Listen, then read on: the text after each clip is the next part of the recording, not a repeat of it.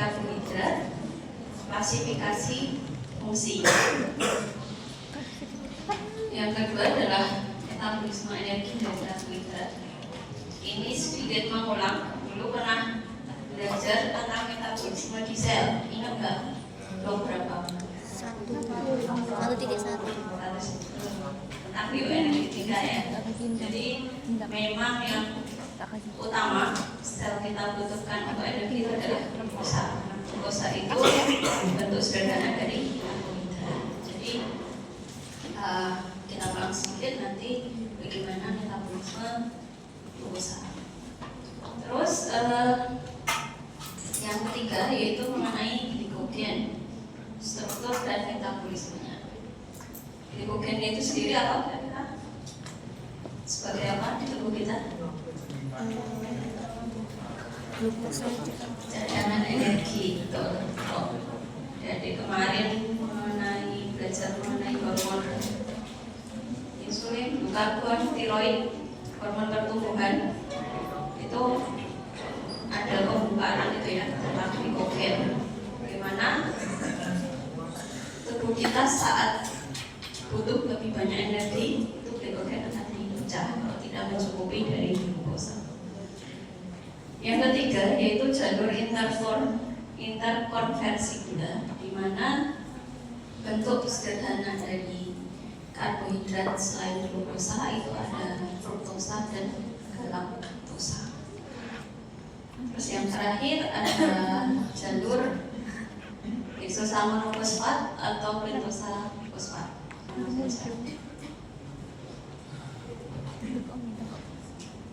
Kalau lihat dari judulnya itu kira-kira dan topik ini ada gambaran nggak? Kita mau pelajari apa hari ini?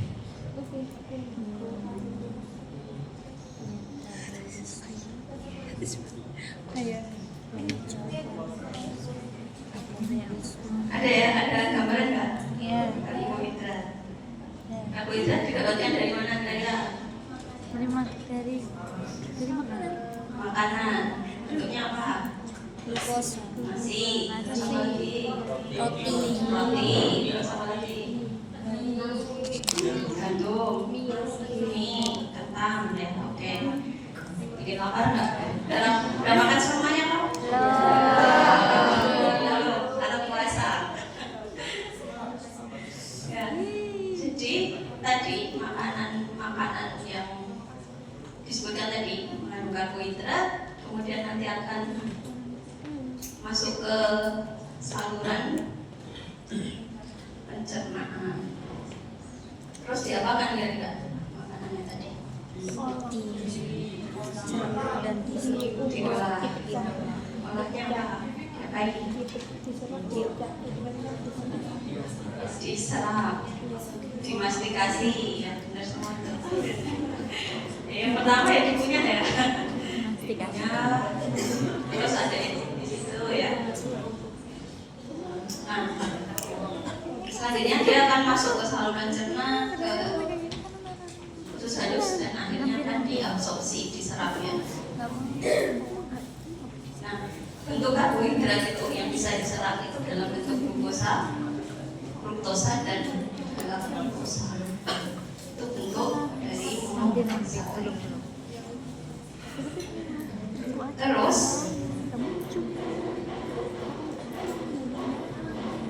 ngapain? Kalau dari serat ngapain? Prosesnya apa? untuk masuk Glikolisis untuk menghasilkan ATP. Kalau udah cukup proses tadi materialnya disimpan dalam bentuk glikogen. Kalau glikogen itu di hati itu untuk cadangan energi seluruh tubuh ya. Kalau masih ingat di blok 1.2 glukosa glikogen itu juga ada di otot ya. Itu digunakan untuk gerak ya.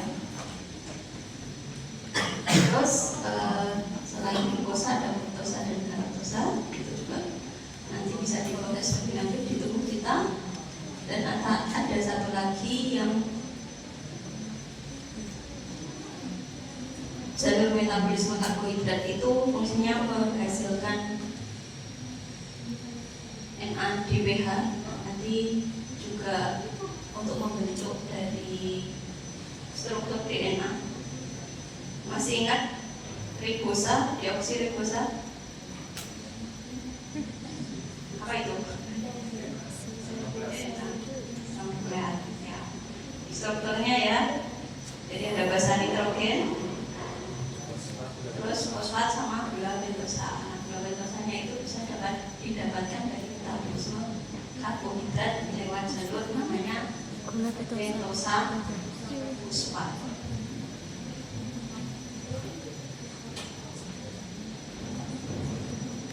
Oke, dari judul ini ada gambaran ya kira-kira yang akan kita pelajari. Sudah ada gambaran? Ya. Oke, kita bahas satu persatu.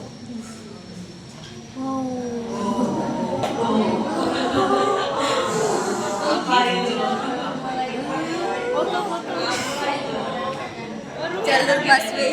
Jalur busway. Jadi itu jalur kereta ya guys, stasiunnya di situ. Pindah ke prodi perencanaan kota. Oh iya, perencanaan kota. Jalur busway baru. Ya, bisa di zoom ya. Apa itu? Apa itu? Bahkan di video aja bisa lihat. Ya Allah. Apa ini? Apa ini? Ini apa ini? Ini apa? Serum metro map. Apa kira-kira? Jalur subway di Seoul.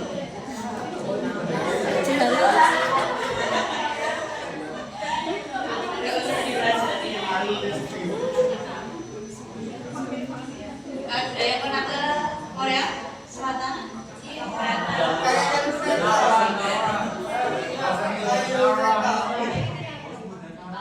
Kalau sudah pernah naik subway atau MRT KRL kayak di Jakarta, itu ada jalur kayak gini ya. Apa ini ya?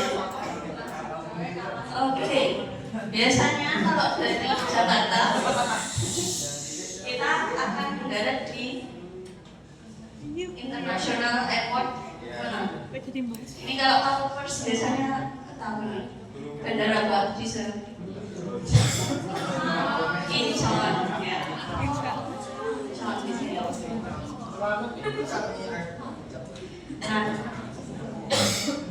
Nah dari Incheon itu kita harus beberapa saat ke kota Seoul itu harus naik subway, salah satu caranya bukan naik taksi ya, tapi saya gambarkan ke subway atau KRL. Nah dari Incheon ini kita harus naik jalur ini ya, nanti akan sampai ke Seoul Station. Gak perlu hafal kan? Saya cuma cerita. Nah di sini nanti kita bisa ada berbagai jalur ya. Nggak kuat lah. Akhirnya sejak Jalur kita bisa kemana-mana. Terus ada jalur di sini di kota Seoul itu ada yang melingkar gitu ya. Dia jalurnya bisa kemana-mana, ke arah sana itu ada di sini bentuknya bulat. Nah, ini mau saya berikan ke metabolisme di tubuh kita. Jalurnya pun seperti itu, serumit itu, ya.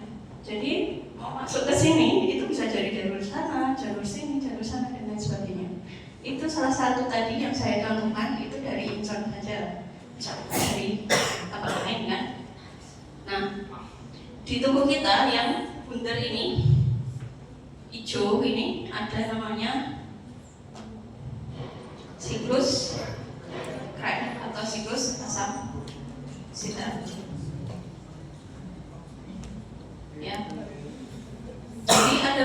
sekali nanti jalur yang bisa kita lewati atau metabolisme melewati itu, dan nanti akan ketemu banyak di siklus red atau siklus asam sitrat. Itu untuk perumpamaan aja yang ini ya, biar ada gambaran. Nah, dari yang kita lihat subtopiknya tadi, yang pertama, makanan yang mengandung karbohidrat akan dipecah di saluran pencernaan itu dalam bentuk glukosa ya, yang paling banyak nih, yang mudah digunakan. Ya, kita startnya dari sini. Oh, tadi saya startnya dari incon, itu dari glukosa. Ya.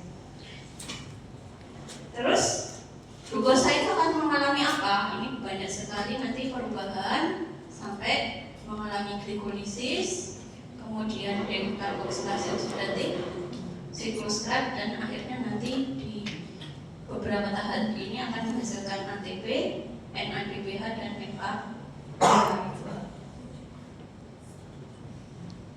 Dari produksi atau dari anabolisme glukosa sampai ke fosforilasi oksidatif itu nanti yang dihasilkan ATP di mitokondria.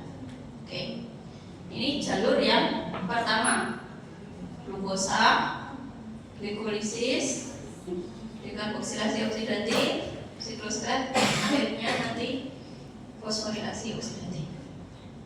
Oke, jalur pertama ada gambaran ya. Ada gambaran belum? Oke, itu garis besarnya dulu. Nanti datanya seperti ini. Yang kedua itu ada glukosa yang disimpan. Tadi, jika energinya sudah cukup, maka glukosa itu dapat disimpan dalam bentuk glikogen, glikoses dari jalur ini.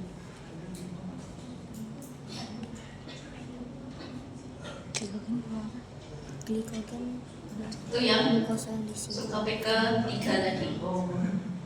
Yang subtopik keempat itu adalah jalur interkonversi gula ya.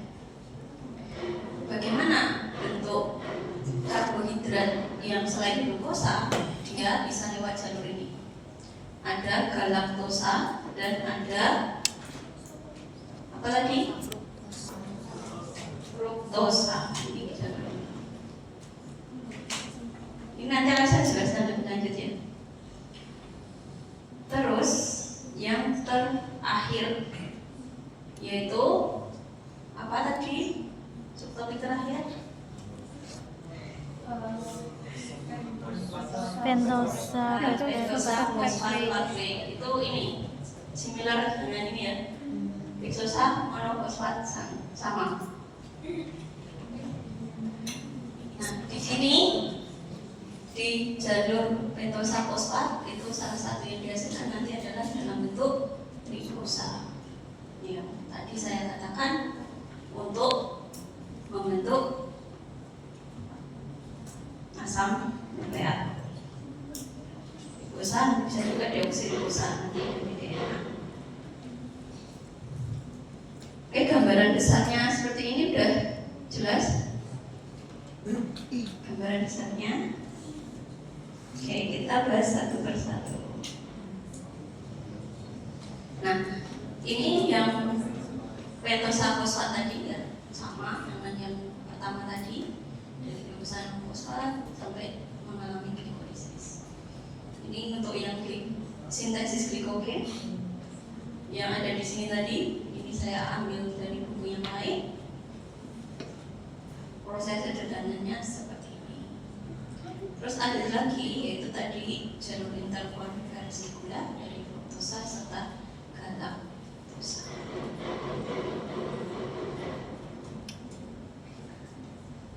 Oke. Kita masuk ke subtopik yang pertama yaitu mengenai struktur karbohidrat, klasifikasi dan dari karbohidrat yang paling banyak digunakan oleh tubuh kita adalah dalam bentuk glukosa ya, sumber energi utama.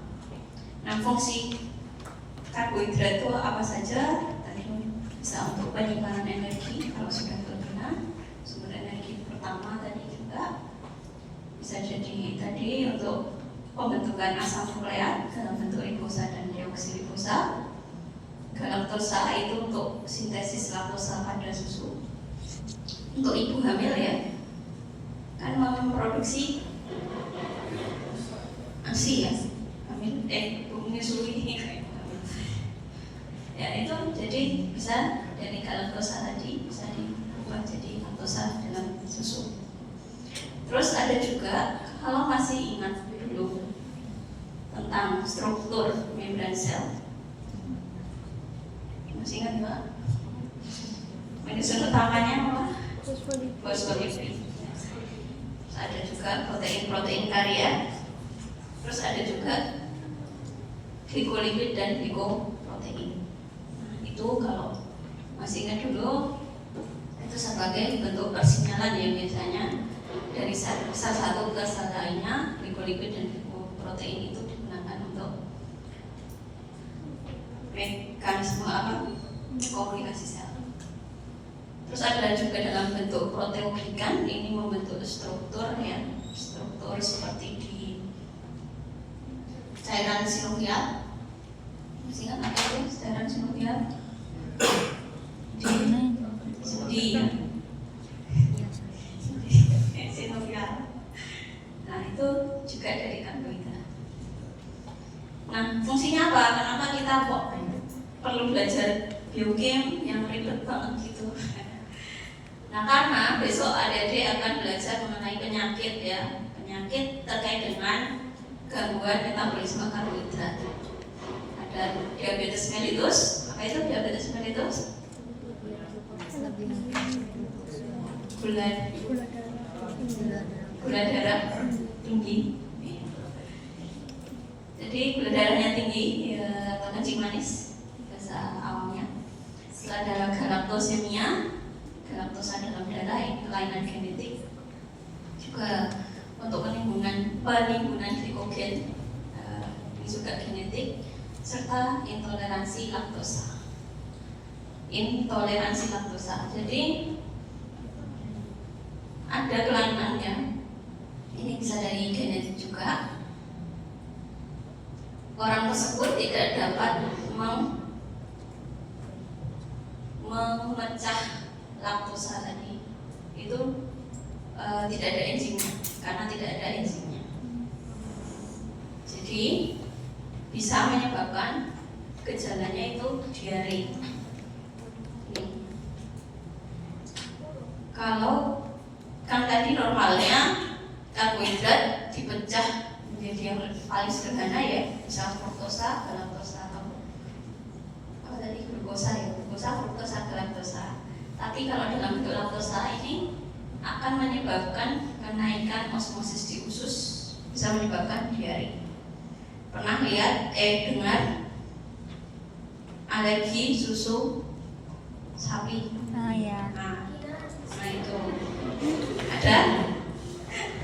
Ya, itu mungkin ada faktor keturunan atau genetik di mana enzim yang tadi untuk memecah laktosa atau enzimnya namanya laktase itu sedikit kurang. Jadi kalau tiap kali minum susu, di mana susu itu tinggi laktosa kan, dia akan diare.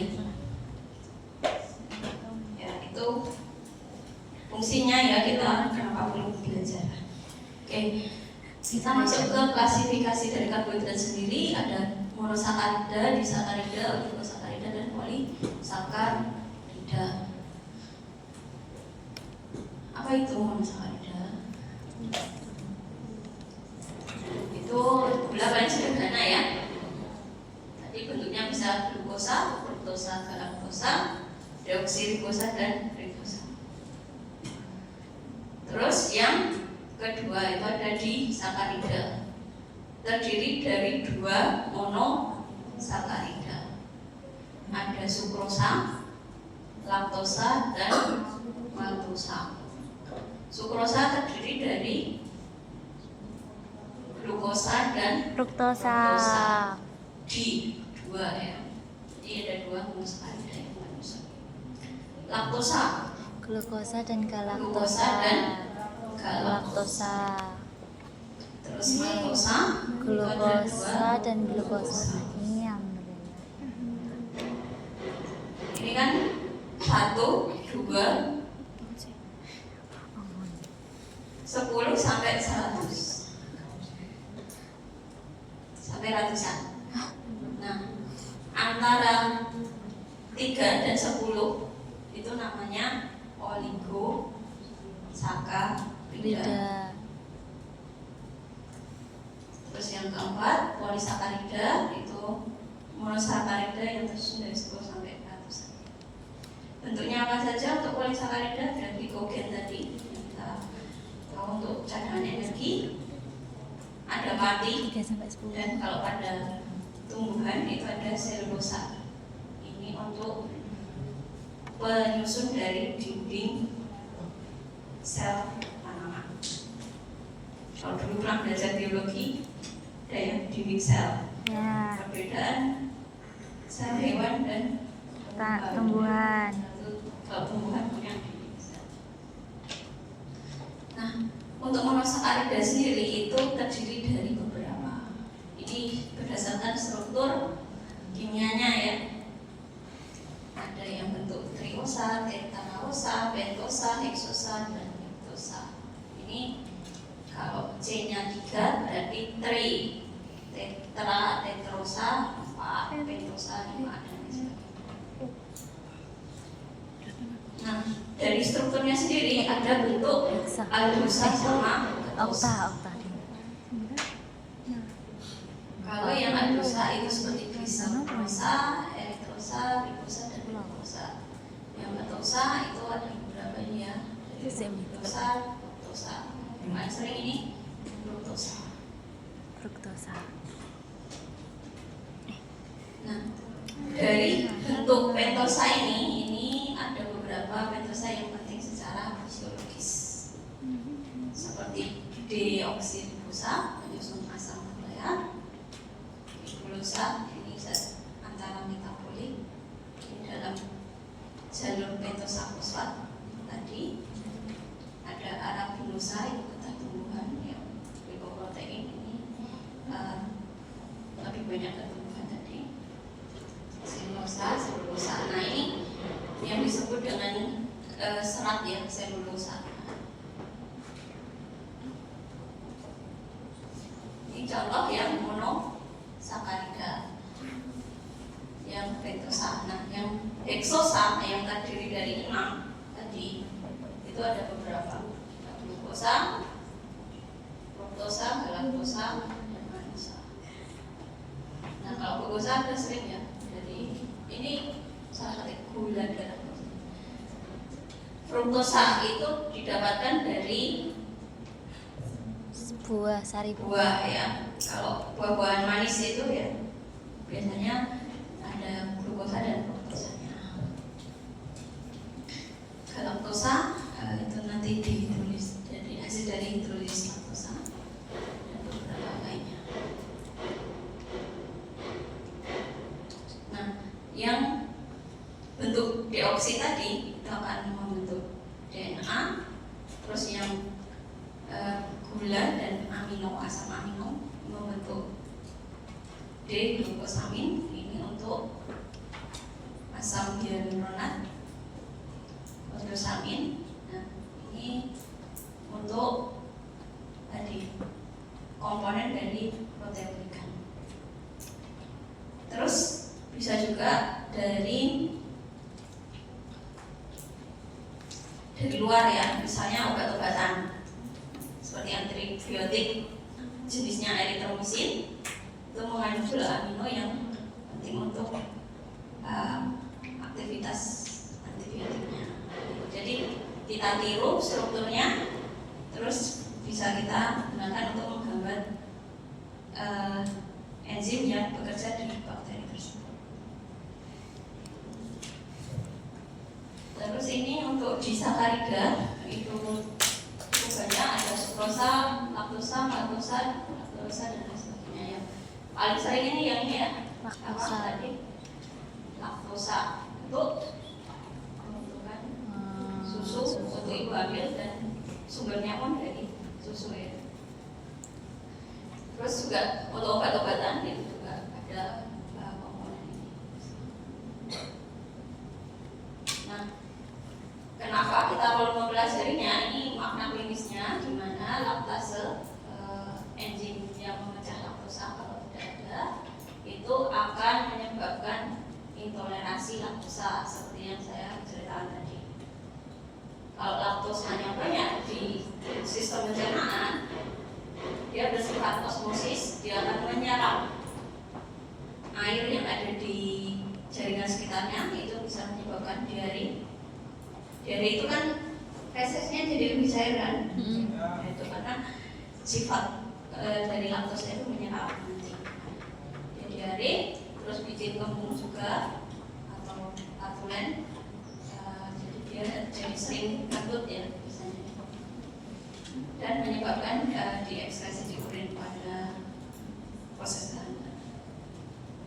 Ini jenis yang disakarida, ada monosakarida, disakarida, terus ada juga polisakarida. Itu paling banyak tadi didapatkan dari jenis makanan ya yang tinggi karbohidrat kayak nasi, sereal, kacang-kacangan dan lain sebagainya.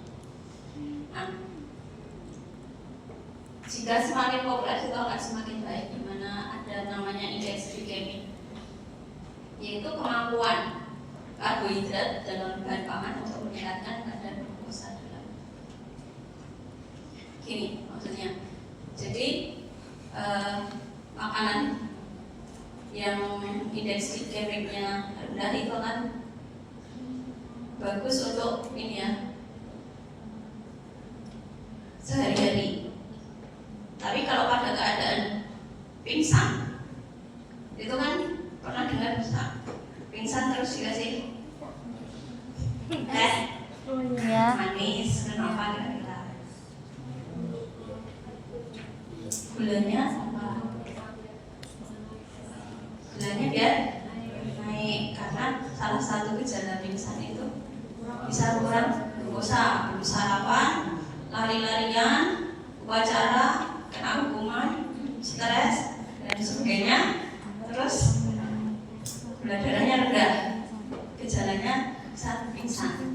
Nah, kalau glukosa yang teh manis tadi itu indeks glikemiknya tinggi, agar gula darah itu bisa langsung naik, mempercepat tadi, percepat kenaikan gula darah dan bisa akhirnya sampai ke otak, jadi nggak ini lagi ya, pingsan lagi, pusing lagi. Tapi tidak semua orang pingsan itu karena hipoglikemi ya. Maksudnya kurang. Bisa juga karena serangan stroke, bisa juga karena apa ya? Pura-pura. Bisa Iya. Bisa ya. Nah, makanya kita harus cari tahu, oh ini karena indeks glikemiknya dia gula darahnya rendah, atau karena dia penyebab lainnya gitu. Jadi tidak semua pingsan itu obatnya teh manis. Ya tadi kalau teh manis itu yang kalau dia gula darahnya rendah. Tadi gula itu kan sederhana ya, bentuknya bisa dalam bentuk glukosa. Terus polisakarida lainnya itu dalam bentuk glikogen, itu simpanan dari polisakarida. Jika diperlukan ada aktivitas fisik yang tinggi, terus ada juga inulin, itu polisakarida fruktosa, ada ubi, ada dan lain sebagainya. Nah, inulin ini biasanya digunakan untuk menentukan laju filtrasi glomerulus, GFR kalau bahasa Inggrisnya, glomerular filtration rate. Ini adik-adik besok pelajari di blog urin ke ginjal dan reproduksi. Terus ada glikosaminoglykan bentuk polisakarida, ini bentuk polisakarida ya. Tadi proteoglikan pembungkus jaringan ikat, asam glutamate, protein dan ada heparin juga. Ini untuk tadi yang saya katakan untuk membentuk cairan sinovial yang ada di cairan sendi di sini. Kalau proses penuaan biasanya ini ada penuaan metabolismenya terganggu dan bisa menyebabkan sakit-sakit di lutut itu loh kalau tua. Ya. Ada yang sudah merasa? Apa tadi yang bikin saya tarik itu? Mau nyoba lihat Sama-sama Bu, sama-sama. Cuma demi kelihatan itu aja. bentuk-bentuk dari apa tadi? Kita bahas apa tadi? Polisakarida. Terus juga pembentuk tadi membran sel, glikoprotein dan glikopeptid. Itu kalau masih ingat ya. Ada glucosilid bilayer, terus ada glikolipid dan glikoprotein. Ini untuk bentuk polisakarida yang lainnya itu dalam bentuk selulosa atau serat. Ini bagus ya untuk pencernaan. Jadi dia menyediakan salah satunya dia dalam khusus nanti di ini apa namanya di kuliah tamu dokter ludah nanti akan bagaimana yang serat itu kenapa dia berguna sampai juga ada akses ke otak juga ya. Nanti peran-peran dari serat ini. Oke, saya review sebentar tentang pencernaan karbohidrat. Ini ada di mulut. Bentuknya itu bisa yang kita makan bisa dalam bentuk pati, starch, polisakarida tadi ya. Nasi itu ya, nasi kentang dan teman-temannya. Bisa juga dalam bentuk susu, laktosa gitu ya, dan lain sebagainya. Terus mulai di anabolisme atau katabolisme? Katabolisme disederhanakan melalui menggunakan enzim aminase. Nanti akhirnya akan masuk ke lambung, ke usus halus, ya. Misalnya juga ada amilase pankreas sampai nanti disederhanakan dari bentuk yang tadi, misalnya ini bentuk polisakarida menjadi bentuk monosakarida. Monosakaridanya bisa dalam bentuk glukosa, fruktosa dan galaktosa. Terus kalau sudah dia akan diserap ya dari usus masuk ke pembuluh darah. Kemudian apa? Portal. Apa portal? Ya, kemudian dari usus menuju ke liver. Ke apa liver? Hati, hepat. Ini pencernaan karbohidrat. Nah, ini saya mau ingat di sini ya. Kalau sudah diserap, dia ngapain? Akan diapakan oleh tubuh kita? Dibiarkan saja atau digunakan untuk yang lain? Ini untuk aspek klinisnya. Tadi kenapa perlu mempelajari? Itu ada jenis-jenis penyakit ya, intoleransi laktosa, defisiensi sukrase, tidak ada enzim yang memecah sukrosa, disakariduria, monosakarida, dan malabsorpsi. Ini sengaja saya bikin tapi nggak kelihatan ya.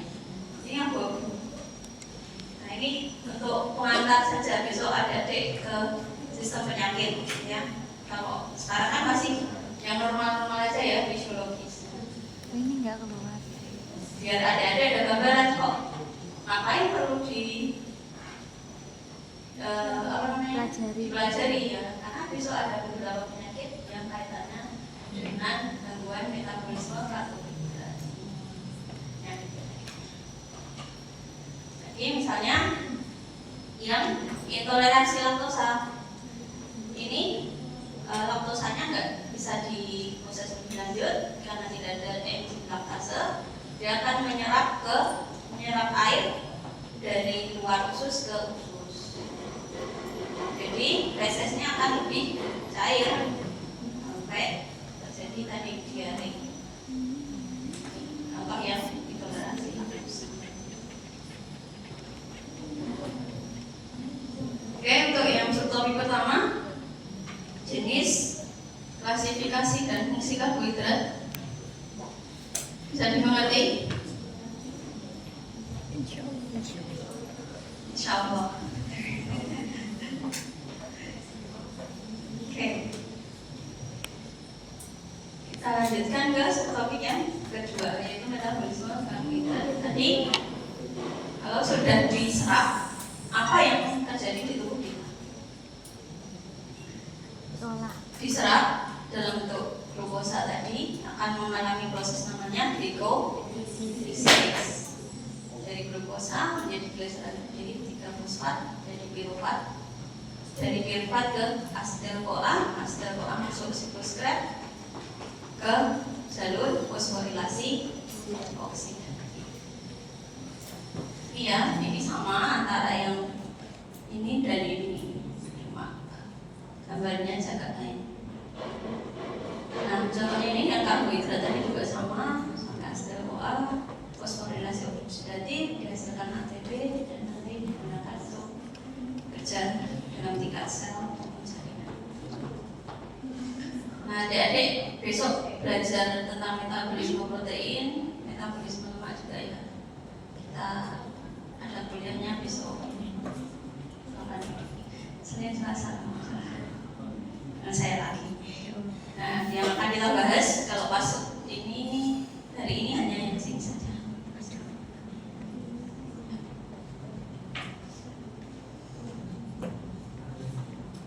Oke, ini sedikit pengulang karena memang sama ya antara tingkat dan tadi glukosanya di tingkat sel itu akan diapakan?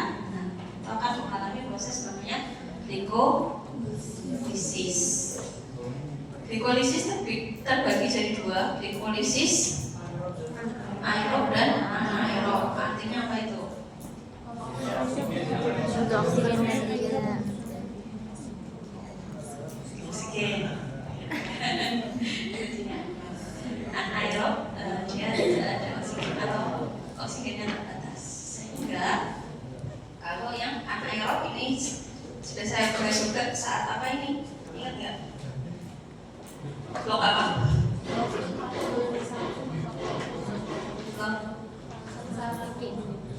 Satu, nggak sih? Kalau anaerob hasil akhirnya adalah laktat ya. Kita pernah belajar yang kemarin saat kita berolahraga, kalau kita terlalu memaksakan yaitu ya glukosa yang dari otot itu bisa kekurangan oksigen, terjadi proses anaerob glikolisis. Jadi akan dihasilkan pirufat dengan bantuan enzim laktat dihidrogenase diubah menjadi laktat. Nah, di proses ini berapa yang dihasilkan? 2 apa? 2 ATP, 2 2 NAD. 2 NAD. Pirufat. 2 NADH, 2 pirufat, 2 laktat. Terus bagaimana nasib laktat selanjutnya? Udah bingung nggak? Ini Nairolin. berhasil. Laktat ini sel otot ya. Ini kan sudah olahraga, oksigennya kurang kan karena dipakai untuk kerja. Nah, terjadi glikolisis anaerob akan menghasilkan laktat yang energinya digunakan untuk tadi ya, untuk bekerja, untuk kontraksi otot. Yang laktat gimana nasibnya? Dia akan masuk ke pembuluh darah. Dari otot ini, dari pembuluh darah akan dibawa sampai ke ini apa ini? Liver atau hepar. Laktat ini bisa diubah lagi jadi pirufat. Jadi bisa dijadikan energi lagi pada saat keadaan sudah aerob, udah oksigennya udah cukup ya, nanti bisa dijadikan energi lagi jadi glukosa darah dan masuk lagi gitu. Ini sama gambar kanan dan kiri, hanya ininya saja apa namanya penggambarannya sedikit beda. Jadi glukosa mengalami glikolisis anaerob karena adanya exercise tadi ya, olahraga yang tinggi, kemudian oksigennya kurang, akan memproduksi laktat, di mana tadi diubah jadi dari glukosa jadi pirufat jadi laktat. Tadi ada dihasil ATP dan NADH. Laktatnya akan masuk ke liver, kan bisa balik lagi. Itu untuk yang glikolisis anaerob. Terus bagaimana untuk yang aerob? Ini sama dengan yang tingkat sel kemarin, ada glikolisis, dekarboksilasi oksidatif, siklus Krebs dan fosforilasi oksidatif. Prosesnya bagaimana? Ya, ini bisa dilihat ya. Dari satu molekul glukosa ini perlu dulu 2 ATP dari proses pertama, 2 dan 3 hingga dihasilkan fruktosa 1,6 difosfat. Fruktosa 1,6 difosfat itu akan menjadi 2 atom dengan 3 karbon. Jadi 2 dengan susunan 3 karbon. Ini kan 6. Ini C-nya 6, terus dia diubah jadi C-nya 3. Namanya adalah glyceraldehyde 3 fosfat. Terus sampai mengalami proses selanjutnya step 6 sampai 10, di mana dia nanti akan hasil akhirnya adalah molekul pirufat.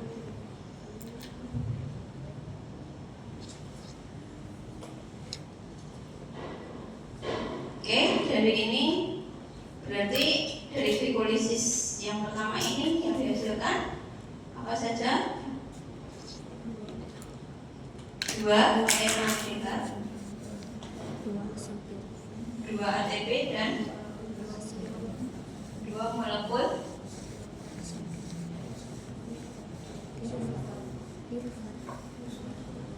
pirufat.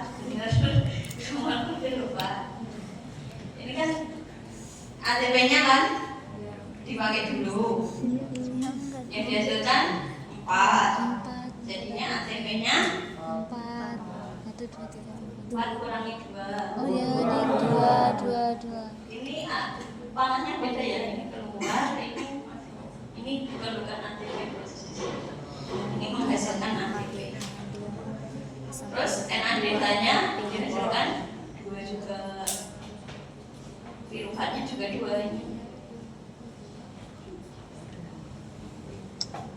Itu proses secara umumnya ya, secara tidak detail. Nah, proses detailnya bisa dilihat di gambar berikut ini. Proses 1 sampai 10 tadi, dari glukosa sampai menghasilkan pirufat ada 10 langkahnya. Ininya enzimnya yang terlibat apa saja, ada heksokinase, amilase, dan sebagainya. Sudah.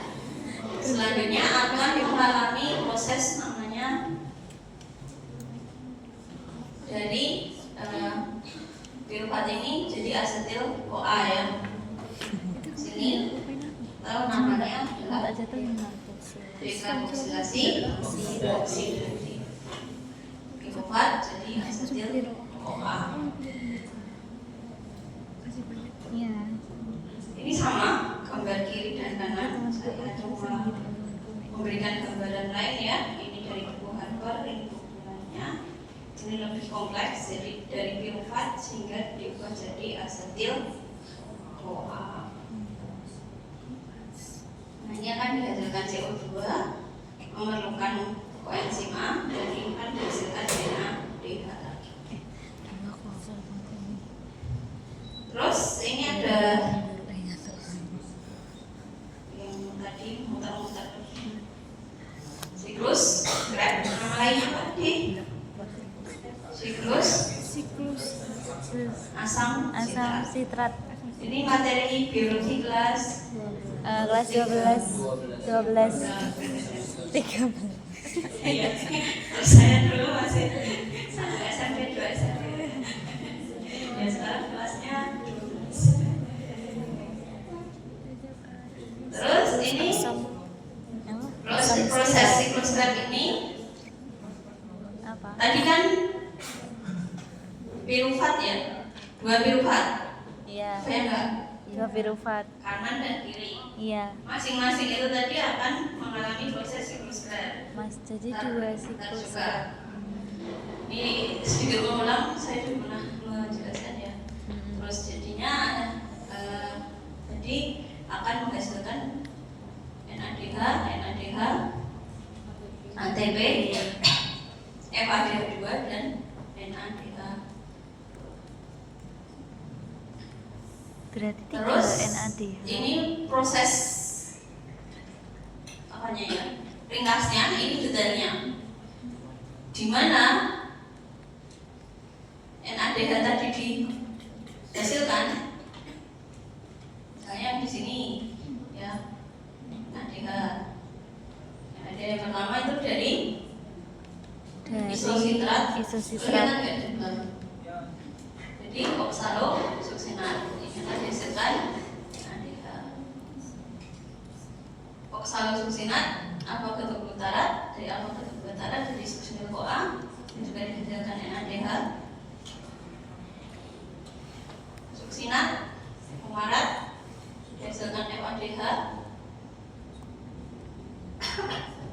Terus yang dari sini suksinil CoA, suksinat ini GTP ini adalah ATP. Ini NADH juga dari sini, dari malat jadi oksaloasetat. Nah, kalau ditanya proses mana yang menghasilkan proses di siklus Krebs yang menghasilkan NADH, kira-kira bisa jawab? Isositrat ketoglunan sama malate Yang menghasilkan ATP. yang menghasilkan ATP sukine Yang menghasilkan FADH2. sukinate. Ini besok Pak. Aduh. Sudah ada kasih. Terus catat. Ya, gimana tulang satu soal. Maaf. Terus yang terakhir itu dari FADH2, NADH dan ATP dihasilkan jadi dalam bentuk ATP. Melalui proses fosforilasi oksidatif. Ini yang ada di ini apa ya? Mitokondria. Nah, ya, prosesnya ini detailnya yang sebelah kiri sehingga sampai dihasilkan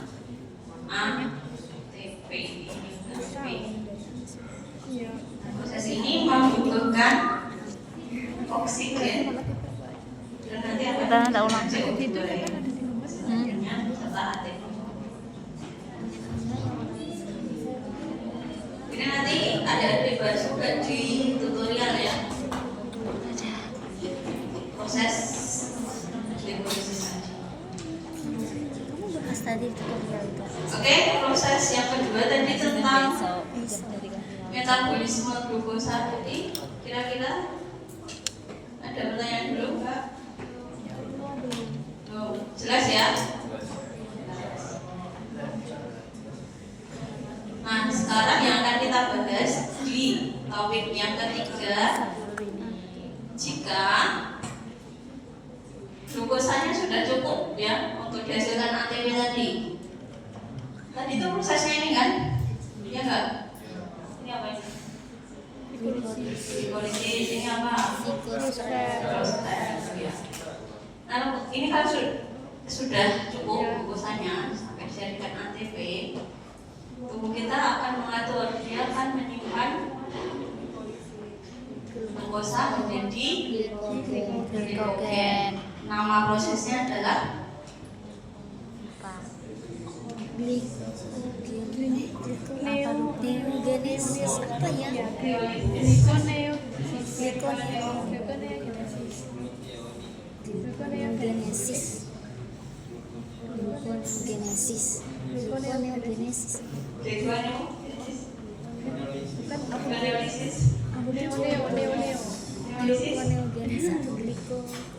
gluconeolisis. Ya. Glikogenesis. Ya, pembentukan glikogen. Prosesnya ini yang sini, ini yang sini ya.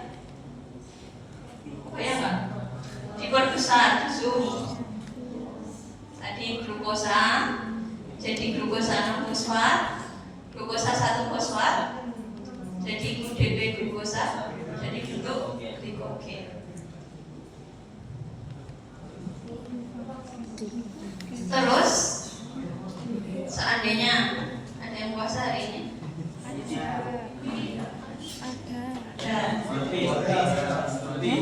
simpanan glukosa darahnya, Iya nih. simpanan glukosa darahnya rendah pas puasa. Glikogennya tadi ditambahkan, dipecah jadi glukosa. Caranya sebenarnya ini ya, dari glikogen, glukosa 1 fosfat, glukosa 6 fosfat.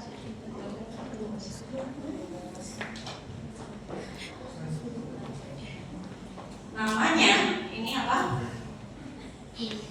Glikogen ke glukosa. Glikogenesis. Itu genesis artinya tadi banyak banget glikogenesis itu kan penyimpangan dalam bentuk glikogen. Terus genesis lupa ada divisnya tadi loh. Aduh lupa.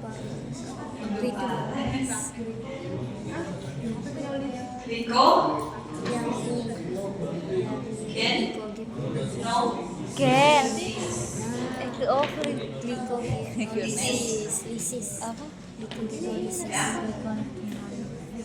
Kalau ada di kemarin belajar hormon, ingat nggak? Iya.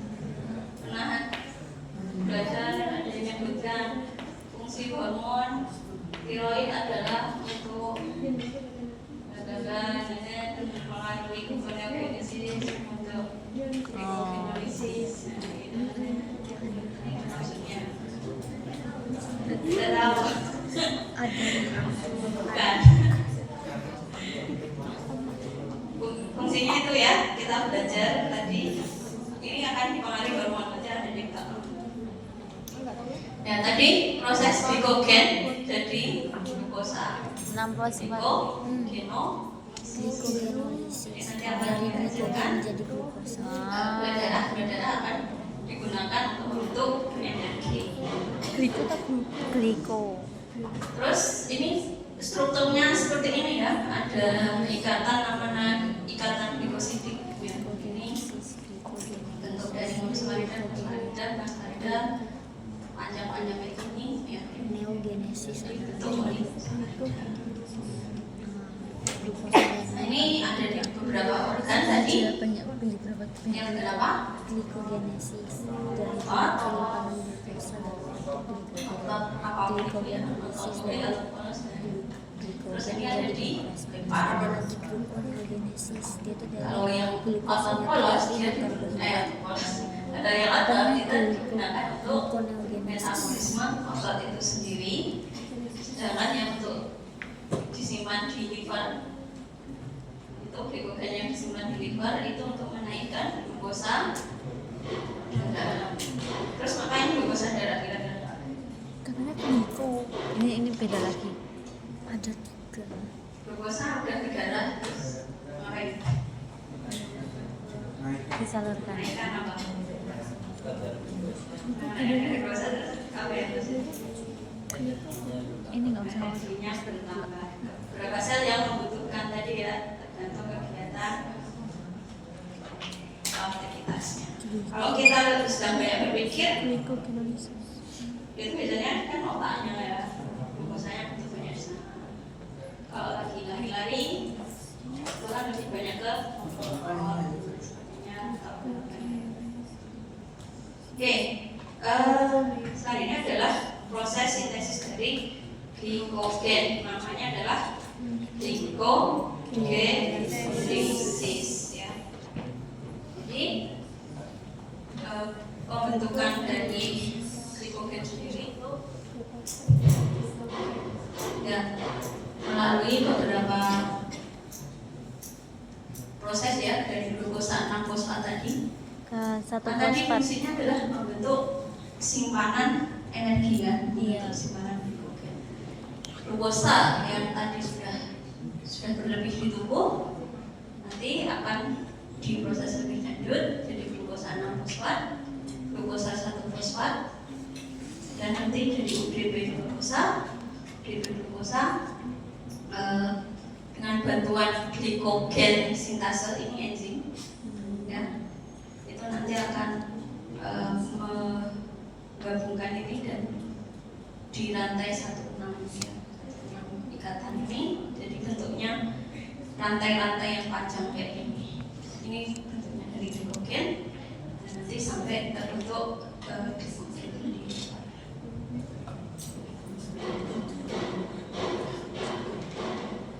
Selanjutnya kalau sudah cukup tadi ada namanya kalau sudah atau lagi puasa tadi simpanan glikogen akan dipecah. Prosesnya apa namanya? glikogenesis Glikogenolysis. Bedakan ya. Nama ini tadi apa? glikogenesis dia kesintesis glikogen kalau yang ini degradasi dari glikogen glikogenesis Kita nggak bingung lagi istilah-istilah itu ya. Gimana bagus aja prosesnya jadi dari bagus glikogen dipecah jadi glukosa itu dari glikogen terus jadi proses glukosa jadi glukosa 1 fosfat, glukosa 6 fosfat dan jadi bentuk glukosa. Nah, dalam proses ini berarti ini satu fosfat 6 fosfat ini itu diatur oleh namanya hormon apa?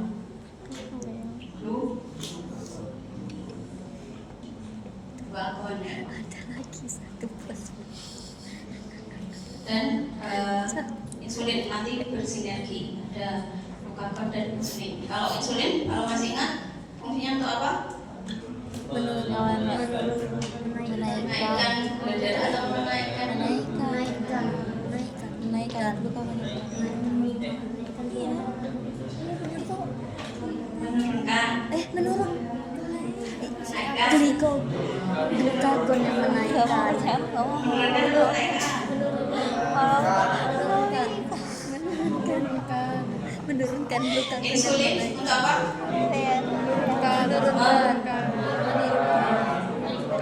Menurunkan gula darah. Kalau glikogen menaikkan.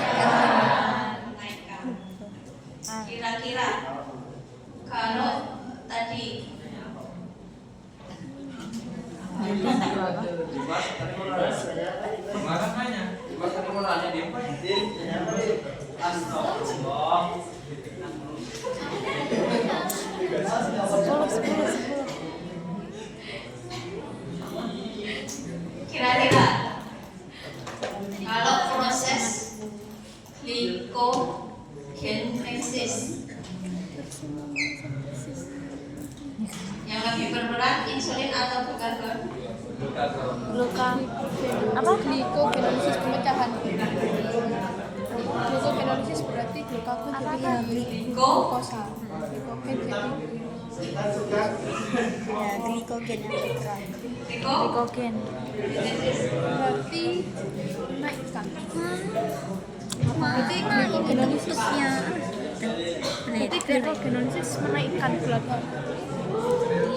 Apa? Ada yang Glukagon menjadi glukosa yang pembentukan glikogen. Insulin atau glukagon? cari Google sih insulin menaikkan artinya kalau glukagon itu kalau kita menurunkan apanya jadi insulin apa Tadi kan insulin itu kan yang menurunkan glukosa darah. insulin Sekarang pertanyaannya salah kok presentasi untuk glikogenesis, pembentukan glikogen. agak Apa? Insulin. darah Glukagon. glukagon Glukagon ada. glukagon apa? menaikkan gula darah kan Iya, glukagon. salah ya Lon Menaikkan gula darah berarti iyalah Mas, mau jawab? insulin itu kalau setelah makan. Oh, ini mau jawab gak? Kalau glukagon itu kalau kita lagi puasa. Gak paham kan? ya kan terus kalau glikogenesis menaikkan apa menurunkan Apa? Glikogenesis menurunkan. menurunkan ya Ya enggak sih kan glukosanya glukogen glikogenosinya kalau glikogenesis baru menurunkan kalau glikogenesis itu menurunkan gula darah Yang kalau glukagon. glikogenolisis itu yang menaikkan Yang lain apa? apa sih soalnya apa soalnya nggak tahu dok soalnya soalnya tadi apa? Soalnya glikogenesis itu insulin atau menurunkan glikogenesis insulin apa bukan insulin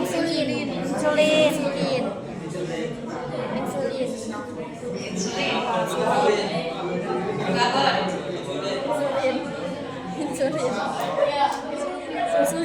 Insulin. Fungsinya tadi apa? Yang pertama tadi. Ada gula darah. Kalau udah diturunkan terus gula darahnya ngapain? Disimpan. Dalam bentuk apa? glikogen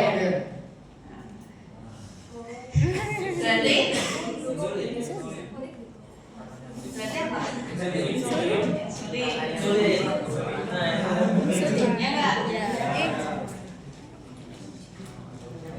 iya biar bisa berarti biar nyimpennya sekalian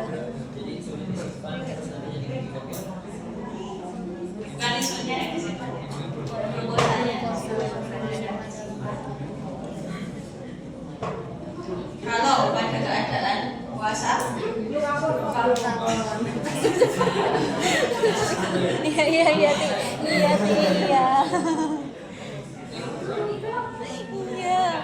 ya. Jadi di sini ada beberapa hormon yang berperan. maksudnya pas puasa Ya. Ini penjelasannya. Di insulin ini glukagon glukagon. menaikkan makanya dia naik Apa itu ya? Glikogen, glukosa 1-fosfat. Glikogen fosforinase. si 45 ntar lagi nomor 45 masih lebih dari 10 Ya enggak? Bingung enggak? oh Bingung enggak? jadi awalnya Ini glukosa.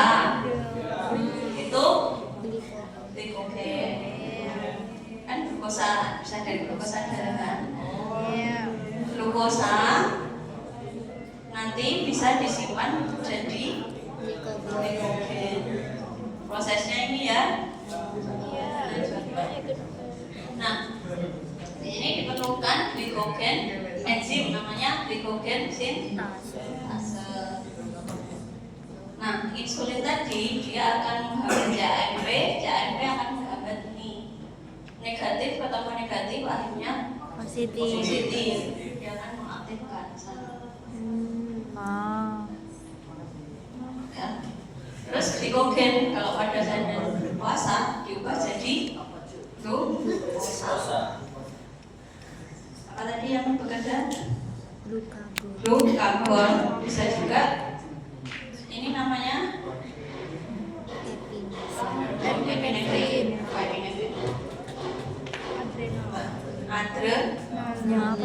itu ya.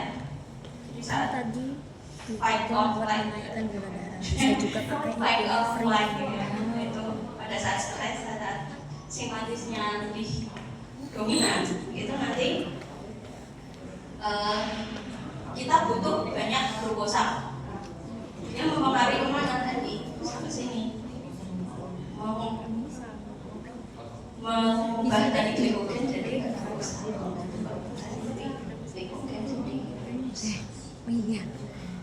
ini sama ya, epinefrin jalur lebih detailnya dia akan mempengaruhi adenylasin klase aktif, ATP juga jadi JAMP, nanti akan terjadi ini ya proses konsolidasi, proteinasenya tergantung JAMP inaktif jadi aktif, nanti akhirnya akan mempengaruhi kerja dari enzim tadi, enzim yang glikogen fosfolipase. Jadi yang proses ini itu didetailkan ke gambar yang ini. Mana proses yang ini? Yang ini. Enggak, plus ini loh. Plus ini. Nah, fungsinya apa? Ini tidak akan saya tanyakan, tidak akan keluar di soal yang penyakit karena dari baru belajar fisiologi ada penyakit gangguan penyebaran glikogen atau glycogen storage disease. Itu ada gangguan pada enzim ya yang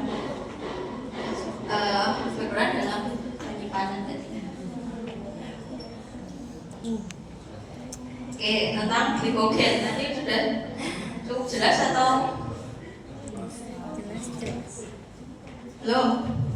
Jelas. Lumayan. Apa itu? Hai ini.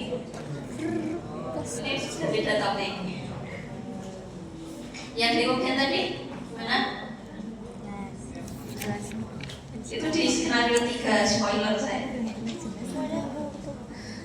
Nanti ada yang masuk yang mau ikut dari 3 tadi ada juga di tutorial ya. Afirmasi positif.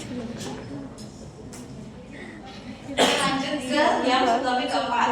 Tadi ada berapa topik? 5. Ini yang keempat udah habis selesai. Nah, proses-proses tadi itu menceritakan tentang monosakarida dalam bentuk glukosa. Padahal tadi di saluran pencernaan karbohidrat itu bisa dalam bentuk penyerbuannya bisa dalam bentuk glukosa, fruktosa dan galaktosa. Nah, di saluran pencernaan itu kan kalau sudah diserap fruktosanya diapain kayak gitu ya. Nah, ini yang penjelasannya tadi. Fruktosa itu gula ya tadi bisa dari buah-buahan dan lain sebagainya. Itu akan ini mengalami proses selanjutannya berproses diubah jadi fruktosa 1 fosfat, jadi gliseraldehid, jadi gliserol, dan bisa diubah menjadi gliserol. Bisa juga dari gliseraldehid jadi gliseraldehid 3 fosfat, nanti diubah jadi pirufat lagi. Tadi apa pirufat? Masih nggak tahu. Yang glikogen, glikolisis, salah. Glikolisis. Bingung nggak? Ya, bingung nggak? Pirufat. Dari fruktosa nasibnya gimana? Ya, bisa diubah jadi pirufat, intinya itu. Bisa juga fruktosa gliserol ini nanti bergabung dengan asam lemak membentuk trigliserida, triacylglycerol.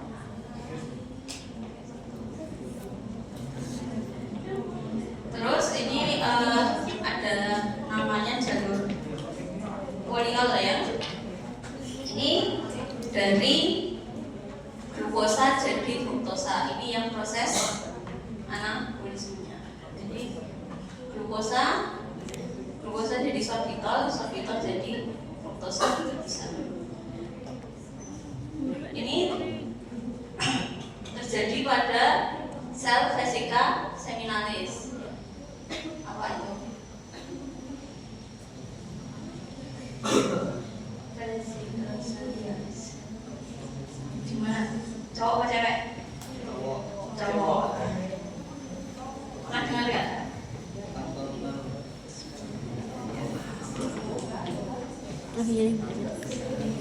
Nah, apa sih kaitannya? Nah, jadi fruktosa ini digunakan untuk sumber energi dari sperma. Kenapa? Jadi sperma itu kan bergerak, tahu dia perlu bergerak kan? Ya, harus banyak energi. Nah, energinya itu bisa dalam bentuk fruktosa ini. Terus ada jalur lagi, jalur poliol itu ada di ini ya, insang mata sama gigit nih di ginjal, dimana bisa diubah jadi glukosa jadi sorbitol. Ini pada keadaan patologis. Patologis itu tidak normal ya. Jadi pada orang dengan diabetes mellitus itu bisa salah satu komplikasinya adalah peningkatan sorbitol tadi karena glukosanya tinggi.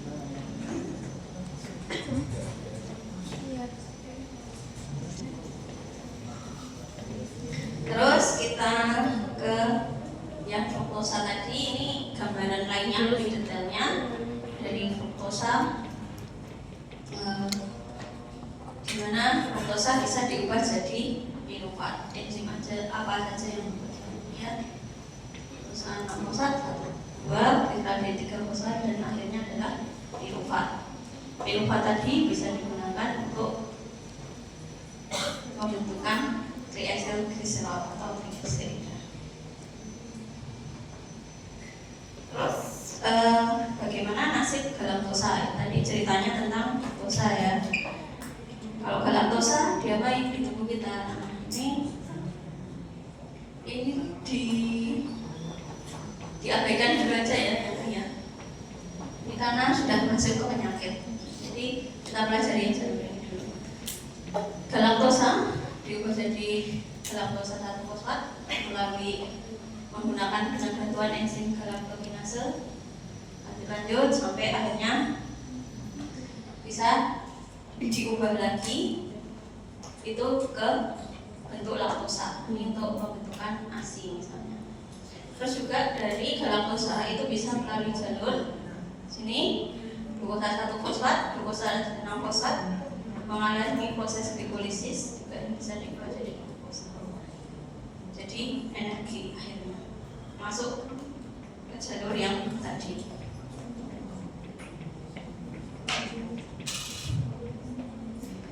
Ini sama apa namanya? Hanya lebih detail saja dari galaktosa, nanti bisa akhirnya bisa jadi glukosa juga, bisa juga dibentuk jadi glikogen, juga nanti bisa dibentuk dalam pembentukan laktosa. Ini proses anabolismenya.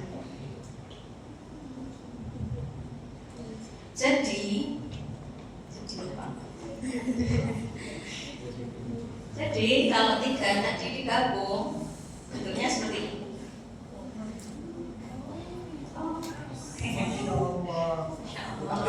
Ini aja yang belum yang kompleks ya.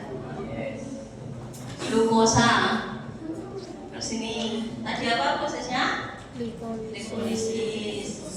Nah, sini Nah, fruktosa tadi bisa juga, tadi kan fruktosa bisa juga diubah jadi glukosa ini, dan juga bisa diubah jadi gliserol. Ini gliserol digunakan untuk sintesis TG itu trigliserida atau triacylglycerol. Nanti bergabung dengan asam lemak yang dihasilkan dari asam lemak fatty acid. Gliserol dan fatty acid jadi triacylglycerol. Terus yang galaktosa, kalau mau digabungkan di sini jalurnya. Galaktosa tadi ada bisa diubah jadi glukosa 1 fosfat, glukosa 1 fosfat jadi glukosa 6 fosfat, bisa juga dijadikan energi masuk ke jalur glikolisis. Begitu ringkasannya. Ringkasan yang tidak ringkas. Iya. Yaitu keistimewaan ciptaan Allah. Sedetail ini Allah menciptakan proses-prosesnya. Ada gangguan sedikit di enzimnya saja sudah nanti ada Kok ide banget jangan gangguan di produknya, kebanyakan penyakit. Kok ide banget peneliti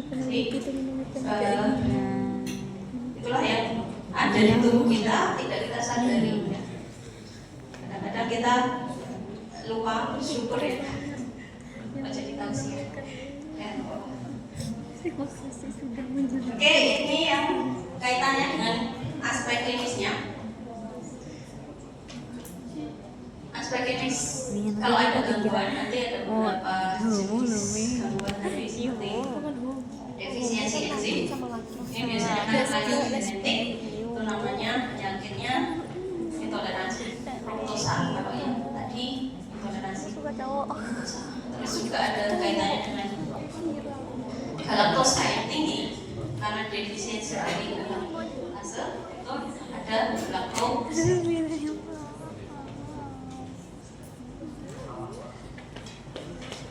Oke, ini yang pembahasan terakhir. Tinggal Apa? lagi.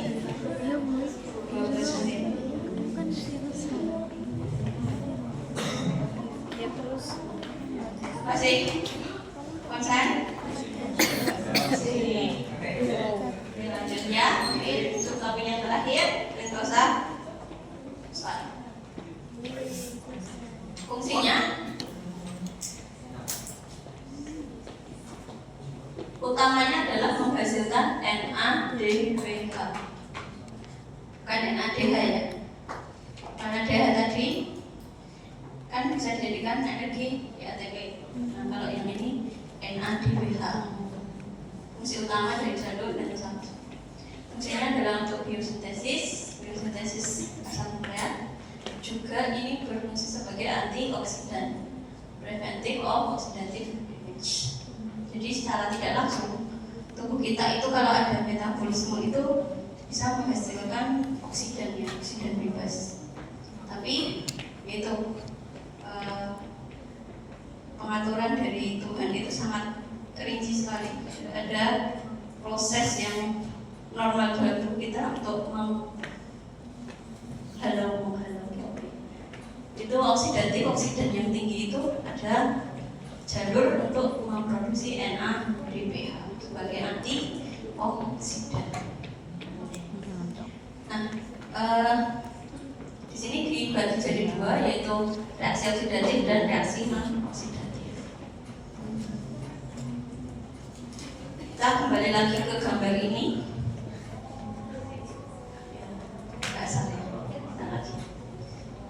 Yang pentosat fosfat itu tadi yang di sini.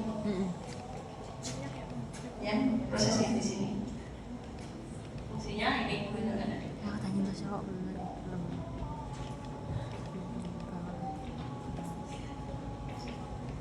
Dua jalur tadi apa saja? Itu untuk jalur oksidatif dan oksidatif. Yang oksidatif nanti akan menghasilkan NADPH ya, dari proses glukosa 6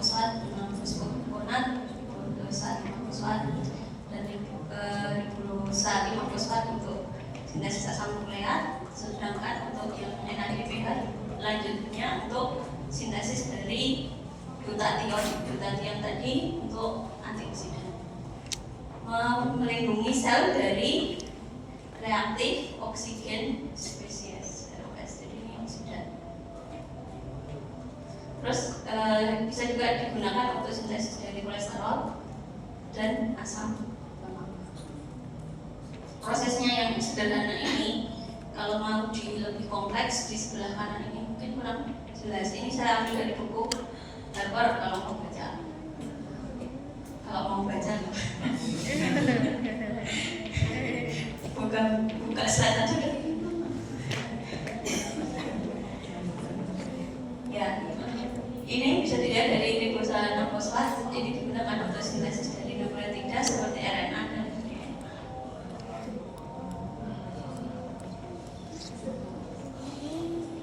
Ini proses detailnya yang tadi gambarnya kayak gini, oksidatif dengan oksidatif. Ini oksidatif, reversible sifatnya, ini non oksidatif, reversible, ini reversible. Proses detailnya dari fosfat, komponen dan sebagainya dihasilkan dengan NADPH untuk pembentukan dari glutathione.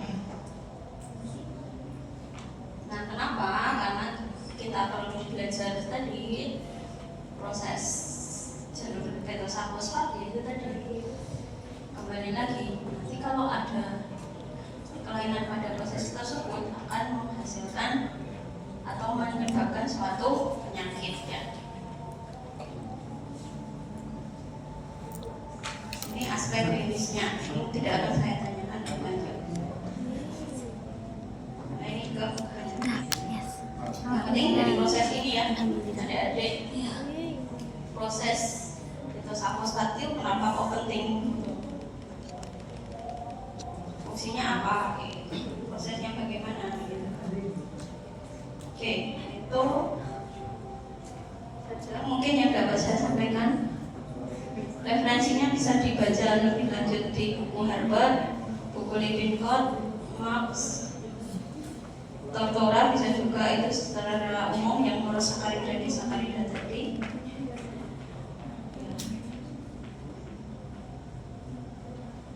Mungkin ada yang mau ditanyakan?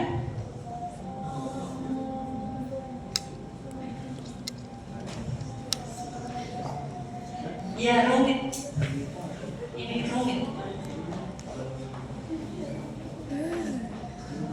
Ya, tadi mulai saya bikin perumpamaan ya tentang samurai tadi, maksudnya agar tahu, oh ini ada sana ke sini, sana sini, ini bisa ke sini, ya itu.